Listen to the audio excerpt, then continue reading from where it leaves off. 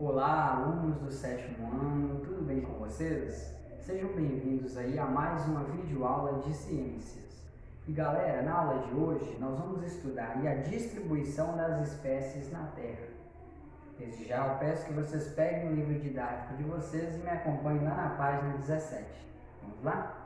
Galera, é o seguinte, quando nós estudamos os biomas, nós vimos que cada bioma tem a sua própria flora e também tem a sua própria fauna, ok?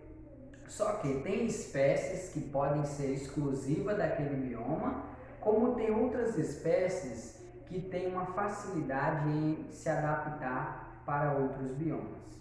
Essas espécies em que são encontradas somente em áreas específicas, elas são chamadas de espécies endêmicas, porque é somente naquele local onde você vai encontrar essas espécies. Nós podemos citar aqui alguns exemplos. O canguru, por exemplo, o canguru é uma espécie endêmica lá da Austrália. Você só vai encontrar os cangurus lá na Austrália, ok? Nós temos aqui a espécie de cacto mandacaru, que é exclusivo aqui do Brasil, lá no bioma da Caatinga, ok? Só que tem aquelas outras espécies que conseguem viver em outros locais. Por exemplo, essas espécies são chamadas de cosmopolitas, que são aquelas que são distribuídas amplamente no mundo. Nós temos um exemplo, o pardal. Essa ave aí, ela é encontrada basicamente em todo o mundo. Ela é original lá do Oriente Médio, só que com o passar do tempo essa ave ela se dispersou aí por todo o mundo. Para entender como que essas espécies chegaram aí a se espalhar por todo o mundo, nós precisamos antes entender quem faz esse procedimento. Quem estuda isso aí, gente, são a parte da ciência chamada de biogeografia, que é a ciência que é responsável por estudar as espécies atuais e as espécies do passado. A distribuição geográfica dos organismos, ela está ligada também diretamente com a deriva continental. Para entender o que é a deriva continental, vamos voltar aí um pouquinho no tempo. Me acompanhe lá na página 18, galera. Há 250 milhões de anos atrás, todos os continentes eles se encontravam unidos no que chamavam de Pangeia, como vocês podem estar observando nessa imagem. Tinha uma única, todos os continentes eram unidos, chamado de Pangeia, e também tinha um único oceano, que era chamado de Pantalácia. Aí há cerca de 200 milhões de anos, a Pangeia começou a se dividir. Alguns continentes partiram em direção ao norte e outros em direção ao sul, ficando tempo depois a partir de dois continentes, como vocês podem estar observando na imagem.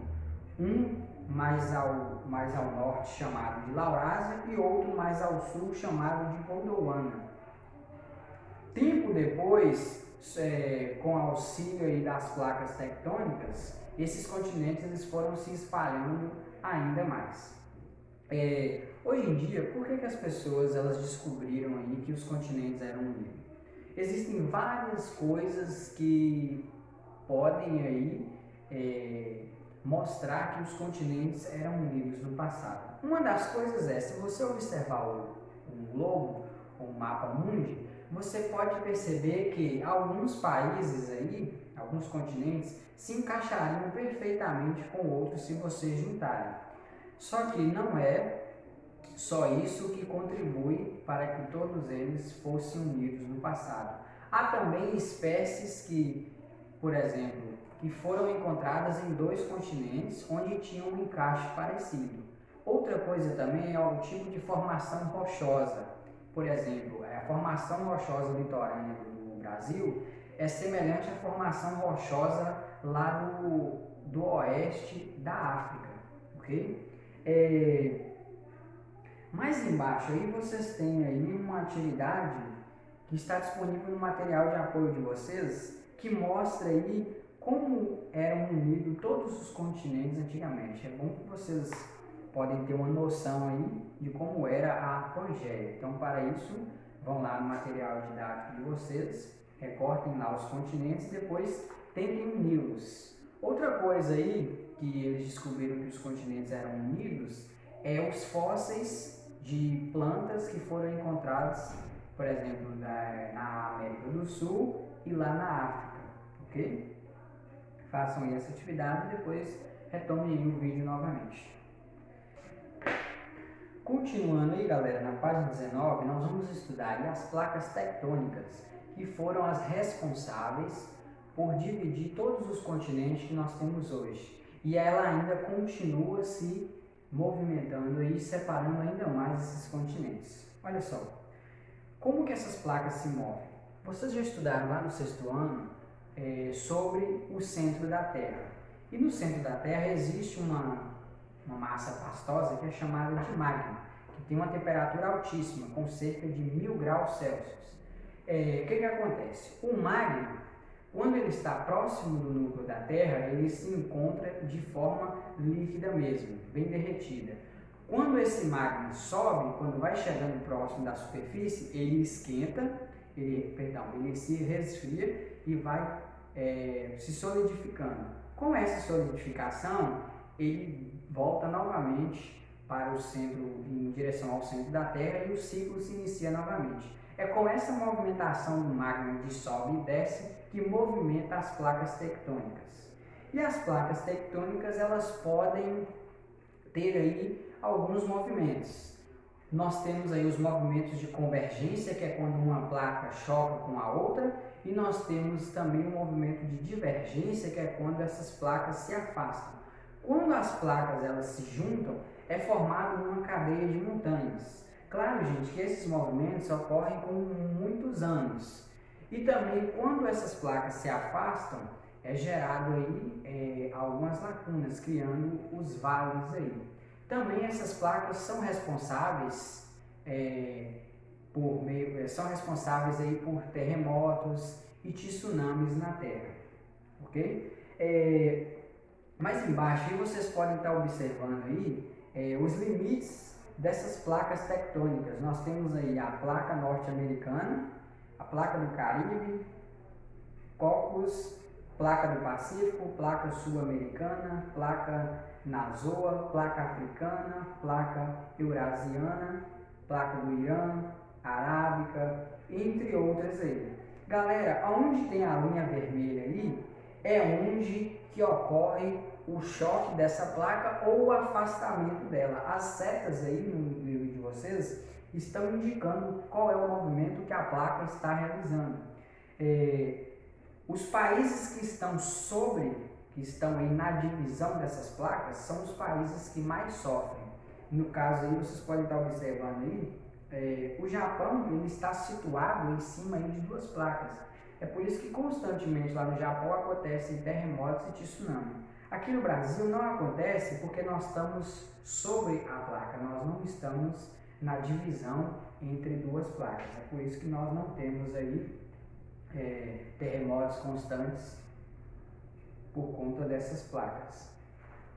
Continuando, gente, nós vamos lá para a página 20, que está falando sobre as costas sul-americana e africana.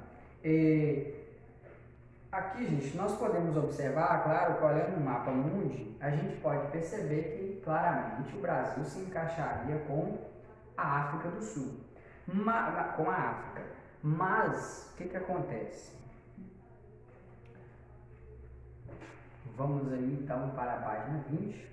Na página 20 está trabalhando aí, gente, a costa sul-americana e a africana. Aqui nós vamos ver como que os geólogos identificaram que o Brasil estaria junto com a África, a América do Sul estaria aí junto com a África.